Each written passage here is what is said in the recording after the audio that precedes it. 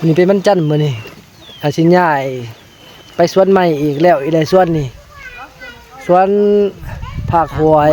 สิย้ายไปสวนทุ่งล่างแม่นบ่เนาะสวนทุ่งล่างนี่มันก็มีหวยกันแต่ว่าหวยน้อยนี่แหละนี่ ตัวนี้ผักหวย ไปกับมันนี่แหละไปใช่กับไปนำกัน ไป2คนเท่านี่แหละแล้วก็ สวนมันมันไปกับมัน ไปกับมันนี่แหละนี่ก็ของเขาเก็บแล้วว่าแหละของกันเลยของนี่เตรียมเก็บของเรียบร้อยแล้วถ้าแต่จะของเพิ่นเอามันขึ้นรถแต่เพิ่นสิเอาไปขายแล้วเฮาก็สิจะคอยออกไปผอมเพิ่นเทื่อที่2แต่บัดตอนนี้เฮาเกี่ยมท้าบ่มีหมองอยู่ดอก ตูบปุกตูบอยู่ บ่มีหมองอยู่มีแต่เอาผ้าดำกังเอาเฮ็ดหมองอยู่บนนอน แบบใกล้รถ